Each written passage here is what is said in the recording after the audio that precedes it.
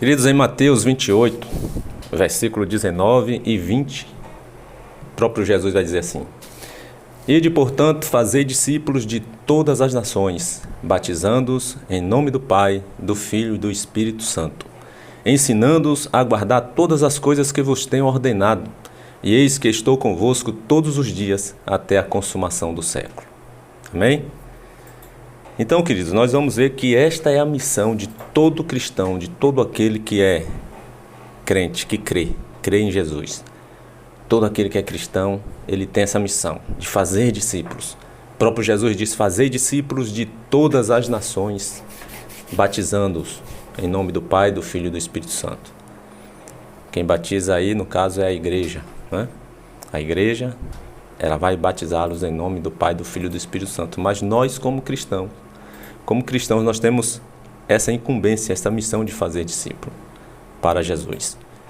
Então, nós vamos ver aqui como ser discípulos para gerar discípulos, discípulos para Cristo. De que maneira nós podemos fazer discípulos para Cristo? De que maneira nós estamos tentando realizar esse feito em nossas vidas? O que é que nós temos feito para alcançar discípulos para Jesus? Nós sabemos, queridos, que a melhor maneira e a maior maneira para se fazer discípulos é você ser um discípulo e não apenas membro de igreja. Por que eu estou dizendo isso? Porque muitos confundem que pelo fato de ser membro de uma igreja local, instituição, não estou falando membro da igreja como corpo de Cristo. Claro que quem é membro da igreja como corpo de Cristo, automaticamente ele é um discípulo. Mas eu estou falando aqui da igreja local, a igreja institucionalizada. Então as pessoas às vezes se conformam em ser apenas membro de uma igreja, mas se esquecem que tem que ser discípulo de Cristo. E sendo discípulo, você tem também a incumbência, a missão de fazer discípulos. Não basta apenas ser discípulo, você também tem que fazer discípulos. Então, de que maneira nós podemos estar fazendo discípulos para Cristo? Pregando o Evangelho, né? Falando do amor de Deus, falando de Jesus para essas pessoas e ensinando-as, né? Ensinando-as a guardar todas as coisas que Jesus nos tem mandado, que Jesus nos tem ordenado. É o que diz aí no versículo 19 e 20, Mateus 28, 19 e 20. E de fazer discípulo de todas as nações, no versículo 20 diz: ensinando-os a guardar todas as coisas que vos tenho ordenado. Então nós vamos estar falando do amor de Deus, pregando o Evangelho. Aí alguns podem até dizer assim: mas eu não sei falar direito, eu não sei falar muito bem, eu não sou bom de oratória. Mas Jesus não disse que deveríamos saber falar bonito, ser um bom orador, ser bom de oratória. Quando você ensina, por exemplo, vou dar um exemplo aqui prático, uma ilustração. Quando você ensina, por exemplo, o caminho de uma rua para alguém, você precisa estar falando bonito para dizer a pessoa: a rua que você quer ir é por aqui, vá por aqui, dobra ali, você vai chegar nela. Quando você ensina o caminho de uma rua, você não precisa estar falando bonito para alguém, mas a pessoa entendeu o que você disse. Você deixou a sua mensagem muito clara de onde é a rua que ela está querendo encontrar. Então a mesma coisa que nós vamos entender é quando você ensina para alguém o caminho que a levará até Deus, que a conduzirá até a presença do Senhor.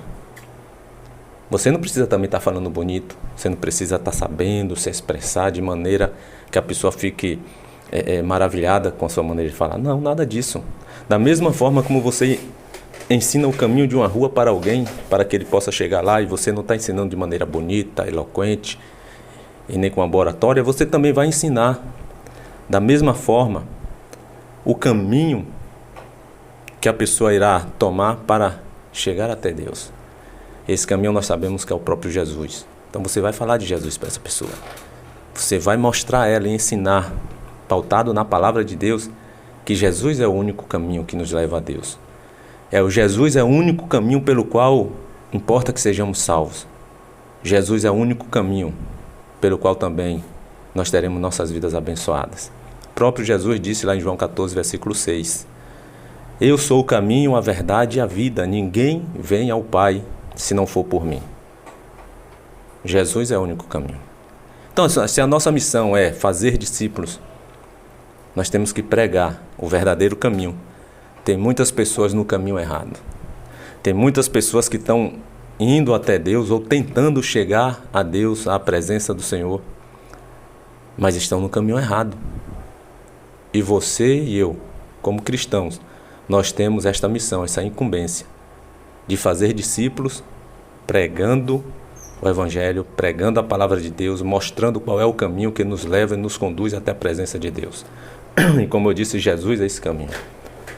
Em Atos 4, versículo 12, ainda vai dizer assim, e não há salvação em nenhum outro, porque abaixo do céu não existe nenhum outro nome dado entre os homens, pelo qual importa que sejamos salvos. Atos 4, versículo 12. Não há salvação em mais ninguém. Não há salvação nisso, não há salvação naquilo. Não há salvação mais em nada, em nenhum outro. Porque abaixo do céu não existe nenhum outro nome dado entre os homens, pelo qual importa que sejamos salvos. Só em Cristo Jesus. 1 Timóteo 2, versículo 5 diz, porquanto há um só Deus e um só mediador entre Deus e os homens, Cristo Jesus, homem. Não há mais ninguém que possa mediar esse nosso relacionamento, essa nossa relação com Deus. Há só um Deus e um só mediador entre Deus e os homens, que é o próprio Cristo Jesus. Então, queridos, fazer discípulos é justamente você ensinar a pessoa o endereço, o caminho para se chegar a Deus. E, claro, também ensinar a guardar todas as coisas que Jesus tem nos deixado, tem nos mandado, tem nos ordenado.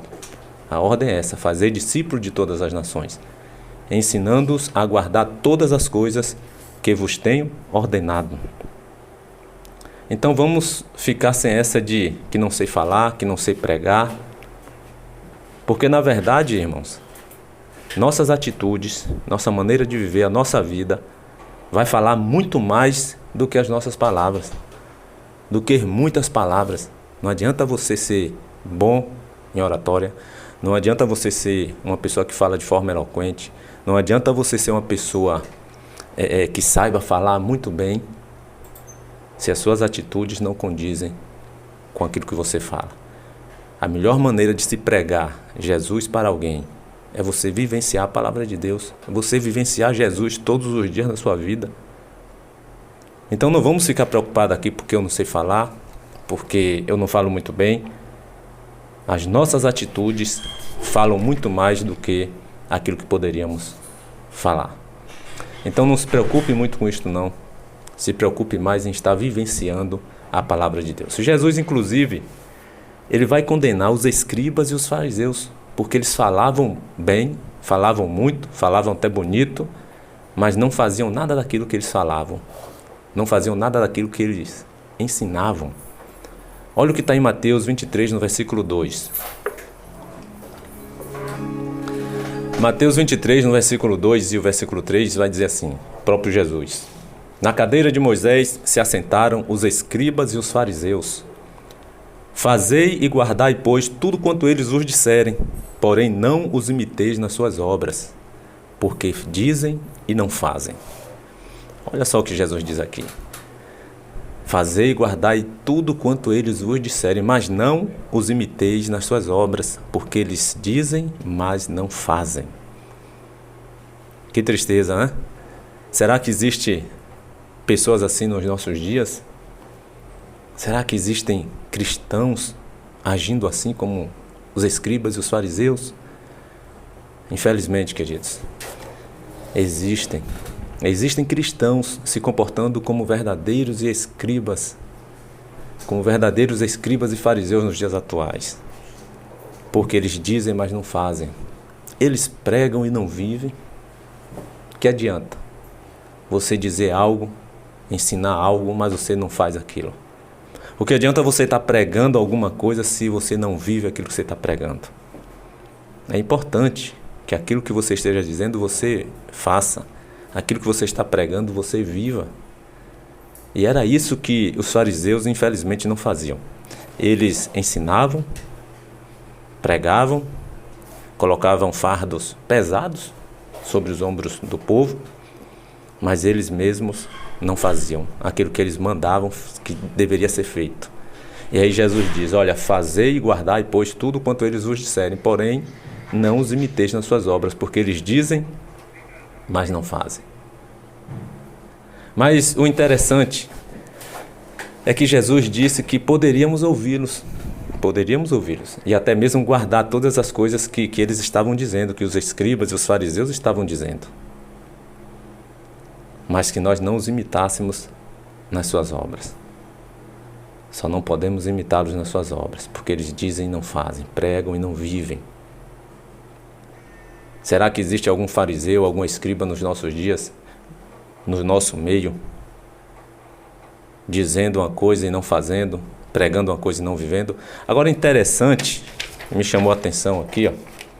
O que me chamou a atenção aqui, eu vou fazer uma observação, que Jesus diz assim, fazei e guardai, pois tudo quanto eles vos disserem. O que é que Jesus está querendo dizer aqui em outras palavras? Jesus está querendo dizer aqui em outras palavras, meu irmão, que você não deve também desprezar aquilo que eles estão ensinando, aquilo que eles estão dizendo. Quantas pessoas a gente vê nos dias atuais, diz assim, eu não vou ver essa pessoa não, porque essa não tem vida. Olha só quem é que está ali pregando. Até se surpreende, quando chega lá num determinado local, que chega lá que vê quem é o pregador, vê quem é que está falando, aí dá as costas e se vira e vai embora. Porque aquela pessoa não tem vida para estar ali falando e pregando. Mas talvez você pode não concordar comigo, mas nós vamos prestar atenção no que Jesus está dizendo aqui. Jesus está dizendo, olha, fazei e guardai tudo o que eles vos disserem, mas não os imiteis nas suas obras. Então Jesus não está dizendo para você não dar ouvido. Você pode dar ouvido. Ainda que você esteja ali ouvindo aquela pessoa e você sabe que aquela pessoa não tem vida com Deus para estar ali falando. Mas faça o que a Bíblia diz, examine todas as coisas e retenha o que é bom. A Bíblia não diz isso? Que devemos examinar tudo, retendo o que é bom. Retenha o que for bom. Aprenda. Aquela pessoa, ela vai lhe passar algum conhecimento. E o que servir você absorve, o que não servir você descarta. Mas ainda que ela não tenha vida, Jesus está dizendo aqui, ó, fazei e guardai tudo o que eles estiverem dizendo. Porém, não os imiteis nas suas obras.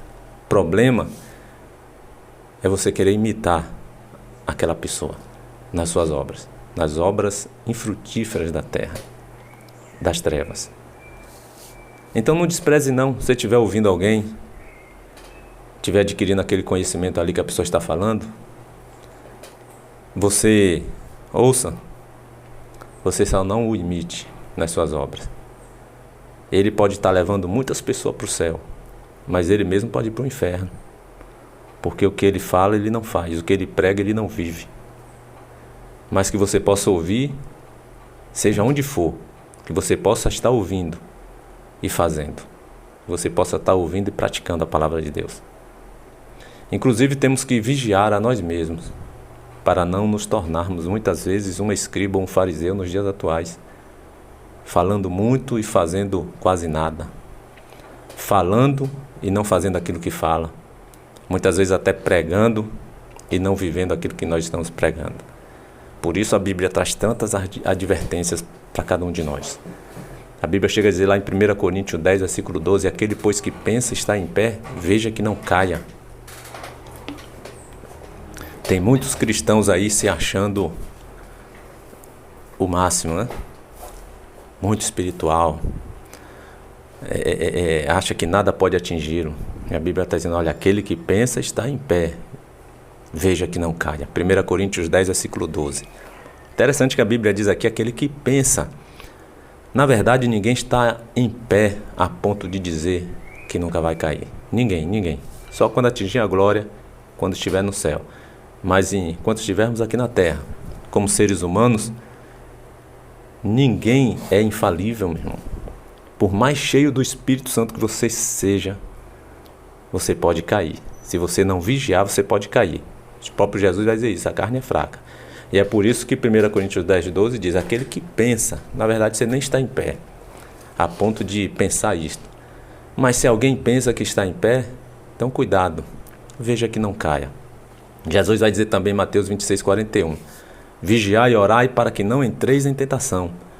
O espírito, na verdade, está pronto, mas a carne é fraca.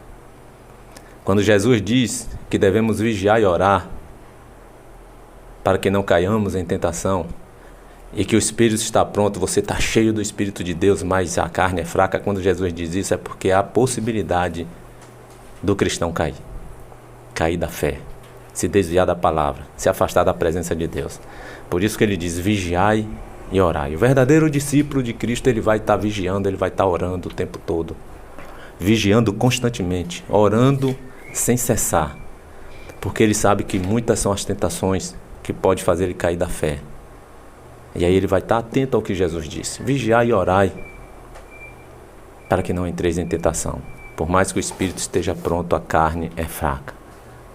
Aquele que diz e não faz, prega e não vive, muitas vezes ele está sendo um membro de igreja, ele ainda não se tornou verdadeiramente um discípulo de Cristo.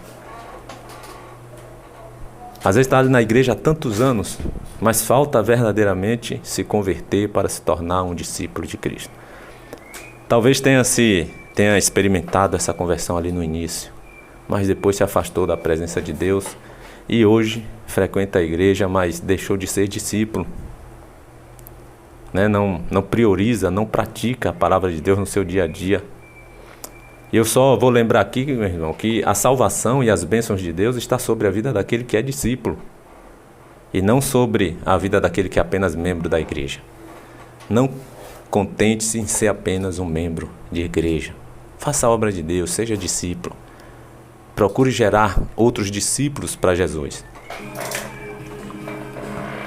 Através da sua vida, através de suas atitudes, através do seu cuidado um com os outros, você vai demonstrar que verdadeiramente você é um discípulo e vai estar gerando outros discípulos para Jesus, para o reino de Deus. É através de nossa maneira de viver, é através de nossa vida de santidade, é através disso que nós muitas vezes iremos conseguir fazer com que outras pessoas se tornem também discípulas de Cristo. Não é com nossas palavras. Veja o seu procedimento, veja as suas atitudes. Tenha uma vida em santidade. E isso vai impactar a vida de outros, para que tenham o mesmo desejo de serem discípulos, para que tenham suas vidas abençoadas, para que possam obter a salvação eterna em Cristo Jesus. 1 Pedro 1, versículo 15. A palavra de Deus vai dizer assim, 1 Pedro 1, versículo 15. Como é santo aquele que vos chamou, sede vós também santos em toda a vossa maneira de viver. Porque escrito está, sede santos, porque eu sou santo. Olha só o que diz aí a palavra de Deus. Sede santos, porque eu sou santo. E como é santo aquele que vos chamou, sejam vocês também santos em toda a vossa maneira de viver. Não seja santo só na igreja, não. Não seja santo só naquele local onde tem pessoas cristãs, pessoas crentes, não.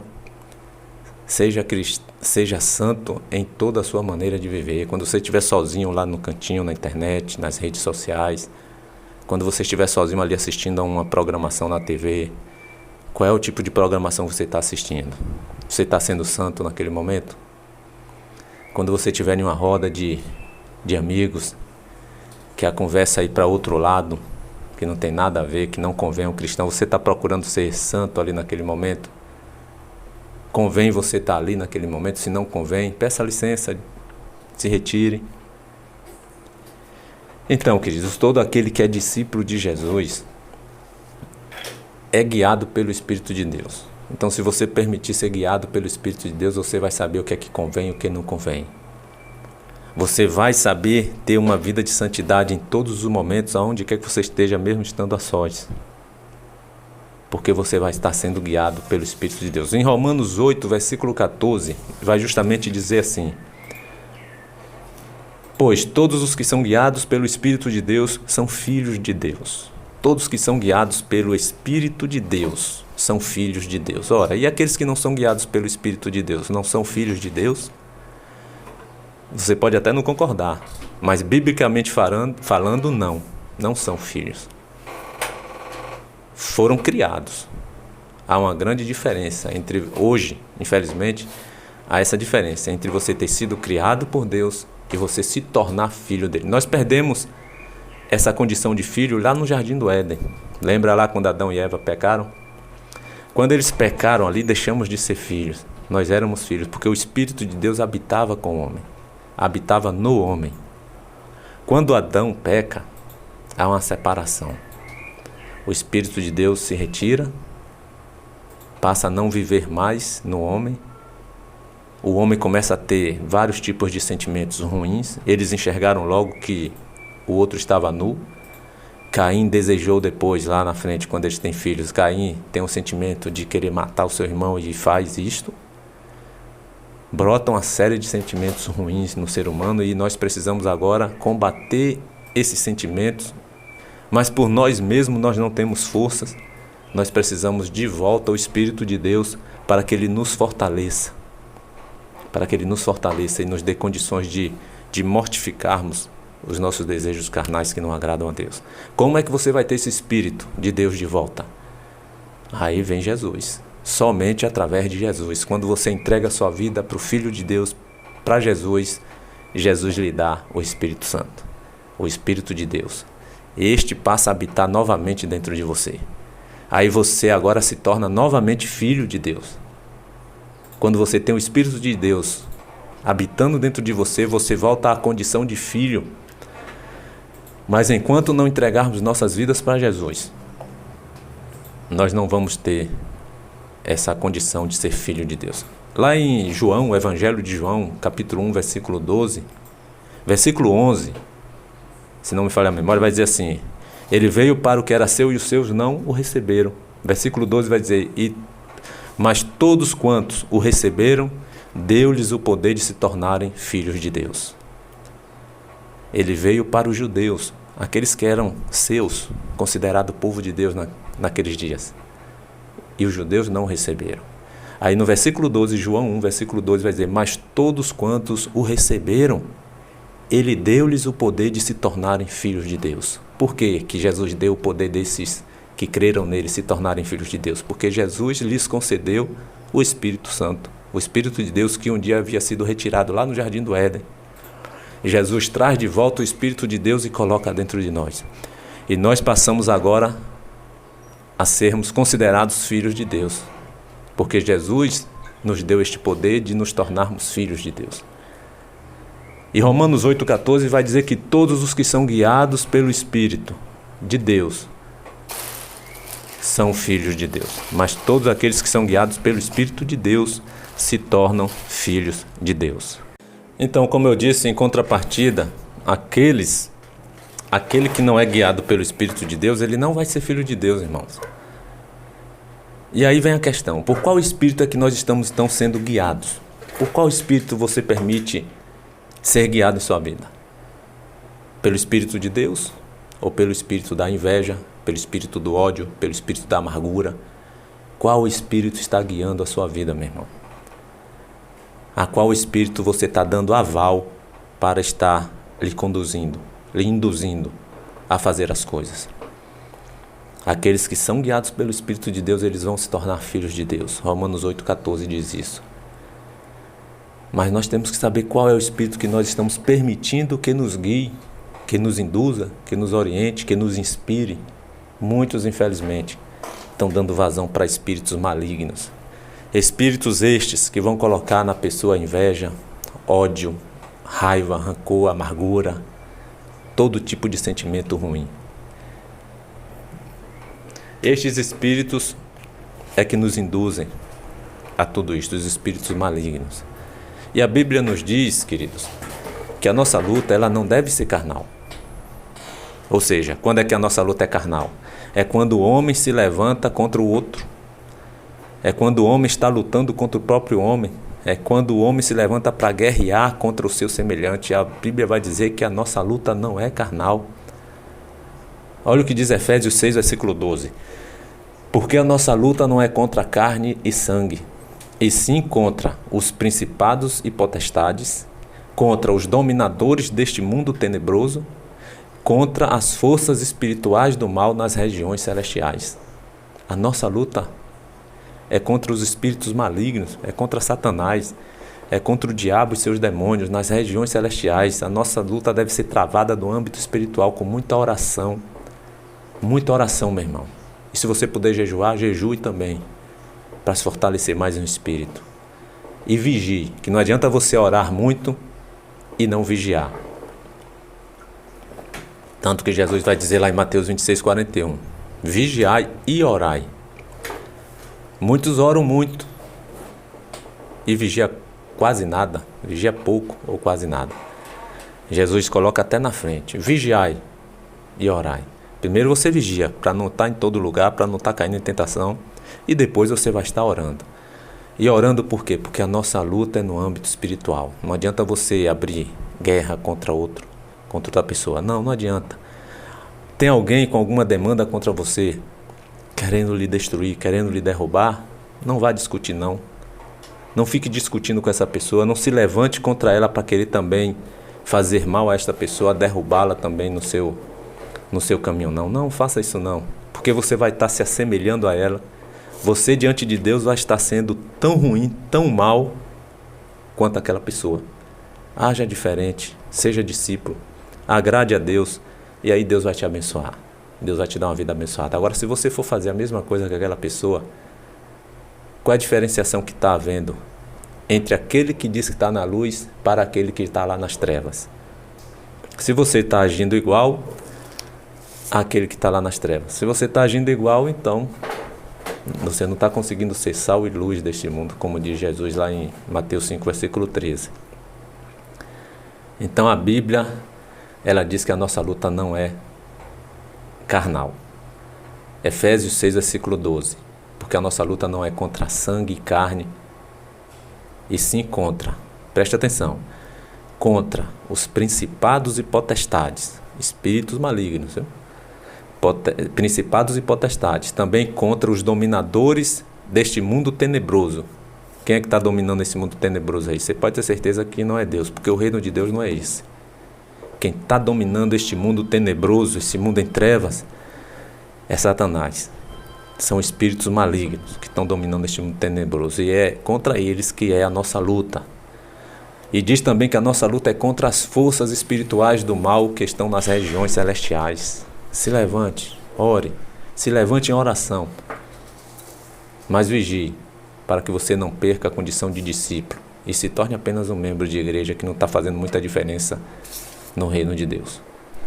Por qual espírito nós estamos sendo guiados? Você quer se tornar um filho de Deus? Então permita-se ser guiado pelo Espírito de Deus. Todo aquele que se torna discípulo de Cristo, ele vai ser guiado pelo Espírito de Deus. Deixe de ser membro para ser discípulo. Queridos, como discípulos, será que nós temos preocupado em fazer discípulos? Como discípulos de Cristo, nós temos nos preocupado em estar também fazendo muitas vezes discípulos? Ou você tem se preocupado em ser um bom membro daquela igreja que você faz parte? Será que temos tido essa preocupação de estar fazendo discípulo para Jesus? Ou nossa preocupação é também apenas em receber as bênçãos? Nós queremos muitas vezes ser só servido, e aí nós vamos lembrar que Jesus disse lá em Mateus 20, 28, quando ele disse que o Filho do Homem não veio para ser servido, mas veio para servir e dar sua vida em resgate por muitos. O próprio Jesus, sendo Filho de Deus, ele vem aqui à terra para servir. Ele vem não para ser servido, mas para servir. Se nós somos discípulos, nós temos que imitar o exemplo daquele que é nosso mestre. Nós temos que imitar o exemplo daquele que nós nos tornamos discípulos. Qual tem sido a sua preocupação nos dias atuais? De ser um verdadeiro discípulo? Ou você tem se preocupado em apenas ser membro de igreja e desfrutar das bênçãos de Deus sem se importar em estar servindo, só quer ser servido? Nós sabemos que, infelizmente, isso é em todo ser humano, quer mais ser servido e muito pouco servir. Mas quando nós nos tornamos cristãos, isso tem que mudar, meu irmão. A nossa consciência tem que mudar, não é mais essa. Nós não estamos aqui para fazer a nossa vontade, nós estamos aqui para fazer a vontade daquele que nos criou, aquele que nos gerou, aquele que nos abençoa todos os dias. Nós estamos aqui para isso. Então nós devemos viver mais até para servir do que para ser servido. Viva mais para servir do que para ser servido. Principalmente para servir a Deus, para servir a obra do Senhor. Este é o perfil do verdadeiro discípulo de Cristo. Viver mais para servir do que para ser servido. Quantas pessoas, quantos cristãos a gente observa que querem as bênçãos de Deus, mas na hora que é chamado para servir na obra, se esquivam de um lado para o outro. Não se envolvem na obra de Deus. Querem ser servidos, querem ter vida abençoada, querem prosperar, querem desfrutar de tudo de bom que essa vida possa lhe dar. Mas na hora que é chamado para servir ao próprio Deus, servir na obra do Senhor, um sai por um lado, outro sai por outro. Querem ter uma vida mais de serem servidos do que para servir. E aí o exemplo de Jesus, é claro, ele veio para servir, não para ser servido. Mateus 20:28, Filho do homem não veio para ser servido, mas para servir e dar a sua vida em resgate por muitos. Então seja este exemplo. Tenha como exemplo Jesus e viva isso em sua vida. Nós vamos ver também que ser discípulo, meu irmão, é ter uma vida com Deus, vivenciando uma fé viva. Você vivencia uma fé viva ou uma fé morta? Tiago vai falar isso com muita propriedade. Lá no livro de Tiago, capítulo 2, versículo 14 em diante, ele vai tratar sobre isso. Aquele que vivencia uma fé viva e aquele que vivencia uma fé morta. Ambos estão na igreja. Ambos entregaram suas vidas para Jesus. Ambos são membros de igreja. Mas aí agora vem a diferença. Um é discípulo e o outro não. Qual que vai ser discípulo? Aquele que vivencia uma fé viva. E qual que não é? O que vivencia uma fé morta. Veja a diferenciação que Tiago vai fazer aqui. Tiago 2, versículo 14. Em diante ele vai dizer assim: Meus irmãos, qual é o proveito se alguém disser que tem fé, mas não tiver obras? Pode acaso semelhante fé salvá-lo? Se algum irmão ou uma irmã estiverem carecidos de roupa e necessitados do alimento cotidiano, e qualquer dentre vós lhe disser: Ide em paz, aquecei-vos e fartai-vos, sem contudo lhes dar o necessário para o corpo, qual é o proveito que tem nisto? Assim também a fé, se não tiver obras, por si só ela está morta. Olha só que palavra forte. Assim também, ele faz a comparação daquele que apenas ora pelo irmão, sabendo que o irmão está passando por necessidades. Ele apenas ora, mas não lhe dá nada. Não dá nada para atender a sua necessidade. Apenas orou. Não estou dizendo que orar é ruim, não. É bom e é necessário. Você tem que orar mesmo. Mas se você só ora, não adiantou nada, meu irmão. A pessoa lá continuou com fome. A pessoa lá continuou sem roupa para vestir. A pessoa lá ficou sem a ajuda que precisava que você a desse. Se você não pode, você vai ajudar do mesmo jeito. Você vai lá, você vai conversar com ela, dar atenção. Se você não pode ajudar financeiramente, mas você sabe de alguém que pode, você vai falar: meu irmão, me aguarde aí, só um pouco. Eu não estou podendo, mas eu vou correr atrás de pessoas que eu sei que têm o coração na obra e vai poder lhe ajudar. Se preocupe com seu irmão. Se preocupe com as pessoas. Viva mais para servir e muito pouco para ser servido. Viva mais uma vida de doação e pouco para receber. Viva mais para dar do que para receber. É isso que Deus quer que nós vivamos como os discípulos. Então, Tiago 2,17 vai dizer assim: assim também, ele está comparando, assim também a fé, se não tiver obras, por si só ela está morta. E aí ele vai dizer que essa fé morta não pode salvar a ninguém. Aquele que ora por uma pessoa e pode ajudar e não a ajuda, só ora, não adiantou nada. E aí ele compara a fé, se ela não tiver obras, se você não for lá ajudar o seu irmão, para que essa fé? Você está sendo até membro de igreja, se contentando até com isso, mas você está deixando de ser discípulo. E como eu disse agora há pouco, as bênçãos e a salvação está sobre a vida do discípulo e não sobre a vida daquele que só faz parte de uma igreja. Sou membro da igreja tal. A igreja tal não vai lhe salvar. Quem vai lhe salvar é Jesus. Mas você precisa ser discípulo, um verdadeiro discípulo. A igreja tal não pode abençoar a sua vida, meu irmão. Só quem pode abençoar a sua vida é Jesus. Só Deus pode abençoar a sua vida através de Jesus. Mas você precisa se tornar um discípulo. Deixe de ser apenas membro. Agora, que tipo de fé que nós temos vivido? Uma fé com obras ou uma fé sem obras? Uma fé viva ou uma fé morta? Qual é o tipo da fé que você tem vivido em sua vida? Como eu disse, aquele que tem uma fé morta não passa apenas de um membro de igreja e não está sendo discípulo de Cristo. Mas o que devo fazer então para me tornar um discípulo de Jesus? Jesus vai dizer assim em João 13, versículo 35: Nisto conhecerão todos que sois meus discípulos, se tiverdes amor uns aos outros. Olha só o que Jesus diz. Nisto todos conhecerão que vocês são meus discípulos. Sabe quando? Quando vocês tiverem amor uns com os outros. Agora, quando vocês estiverem aí com inveja, com ódio, com rancor, amargura um do outro, ninguém vai reconhecer vocês como meus discípulos. Em outras palavras, Jesus está dizendo isso. Vocês querem ser meus discípulos e querem que todos reconheçam que de fato vocês são meus discípulos? Amem uns aos outros. Vivam mais para servir do que para ser servidos. Cumpram os 2 mandamentos que eu deixei, substituindo toda a lei. Amar a Deus de toda a tua alma, teu coração, todo o teu entendimento, e amar o teu próximo como a ti mesmo. É isso que Jesus está dizendo para nós, meu irmão. Se você quer ser discípulo, viva mais para o outro do que para você mesmo. Lá em 1 Coríntios 10, 34, a palavra de Deus vai dizer assim: ninguém busca o seu próprio interesse, e sim o de outrem, e sim o das outras pessoas. Ninguém viva a buscar o seu próprio interesse, e sim o das outras pessoas. 1 Coríntios 10, 34.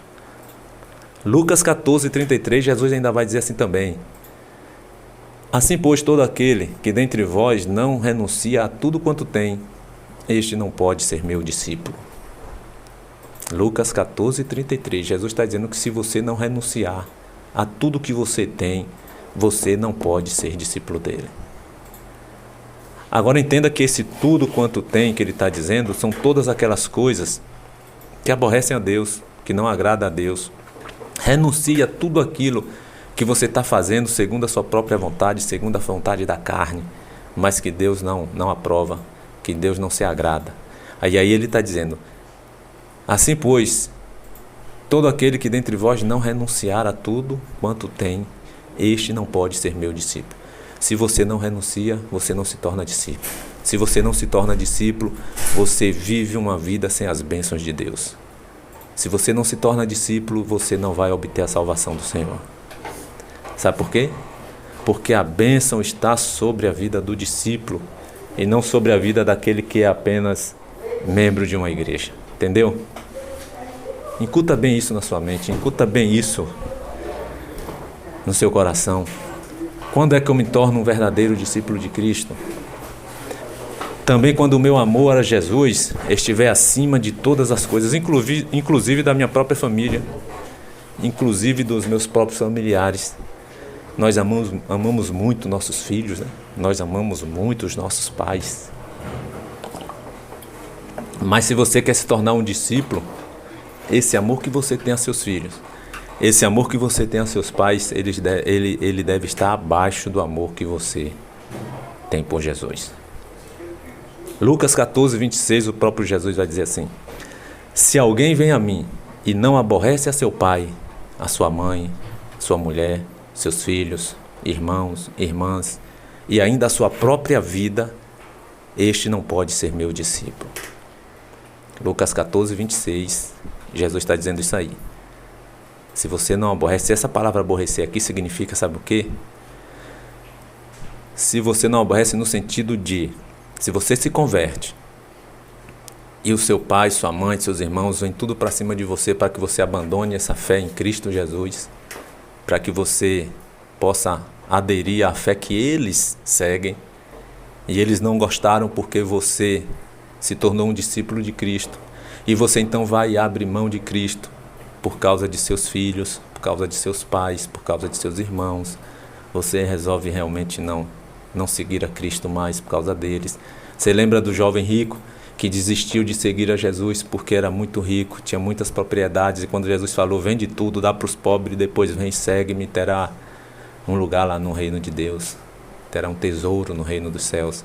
O jovem rico, ele ficou muito triste, porque ele era muito apegado às suas propriedades, era dono de muitas propriedades. Lá em Mateus 19, versículo 16, e aí ele abandona Jesus. Ele deixa de seguir a Jesus por conta disso.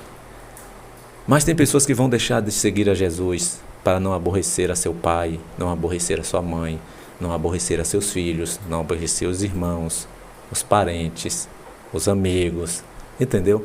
Aí Jesus está dizendo, Lucas 14, 26, aquele que vem a mim e não quer aborrecer a seu pai, não quer aborrecer a sua mãe, sua mulher, seus filhos, os irmãos, irmãs, e não quer aborrecer nem a sua própria vida, esse não pode ser meu discípulo. Aborrecer não é se levantando contra para brigar, para discutir, não. É no sentido de aborrecer aqui, é você amar mais a Jesus do que os seus familiares. Você está disposto a abandonar tudo se preciso for, como acontece muito lá no Oriente Médio, né? Os muçulmanos, com a sua religião lá, o islamismo, quando eles descobrem que um membro da casa se converteu ao cristianismo, eles se colocam contra a parede. Ou abandona, ou sai de casa. Acontece muito isso lá. E aí essa palavra cai direitinho, né? Ou você abandona esse Cristo que você conheceu, ou você sai de casa. Aí a pessoa tem que tomar partido por Jesus. Eu conheci a Jesus, a razão do meu viver, e desse eu não abro mão. E aí, infelizmente, esta pessoa vai aborrecer os seus pais, vai aborrecer os seus irmãos, vai aborrecer filhos, se não entenderem. Entendeu? Então, para se tornar discípulo, seu amor a Cristo tem que estar muito acima do filho que você tem, do pai, mãe que você tem. Esse amor a Jesus tem que estar muito acima até da sua própria vida. Se você tiver que perder a sua vida por amor a Cristo, por amor a Jesus, perca, porque se você amar mais a sua vida, você não tem como se tornar um discípulo dele. Palavras do próprio Jesus aí em Lucas 14, 26. Será que existem cristãos que estão amando mais a sua própria vida do que o próprio Jesus? Que estão amando mais as coisas do que ao próprio Jesus? Nós vimos um exemplo na Bíblia de um homem que amou mais as coisas desse mundo do que o próprio Jesus, que foi o jovem rico, Mateus 19, 16. Ele era rico, dono de muitas propriedades, e amou mais a tudo que ele tinha e deixou de seguir a Jesus, e virou as costas para Jesus. Mas ele estava seguindo e desistiu. Nós temos outro exemplo de outro homem na Bíblia que amou mais a sua própria vida do que ao próprio Jesus, e naquele momento ele nega a Jesus.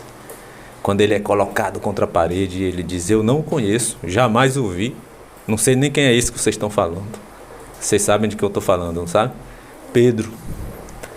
Enquanto Pedro não havia ainda ali se tornado um discípulo, ele amou mais a sua própria vida do que o próprio Jesus.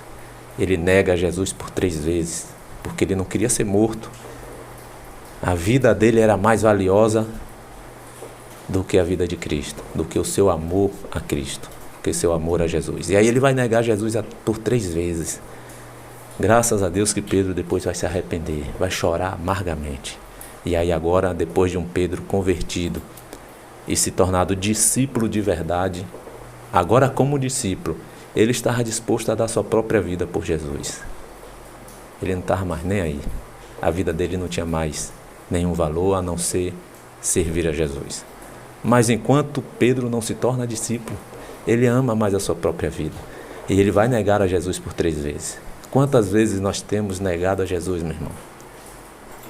Por tantas coisas banais, por tantas coisas tão sem valor. Quantos mentem negando a Jesus? Quantos aceitam propinas negando a Jesus?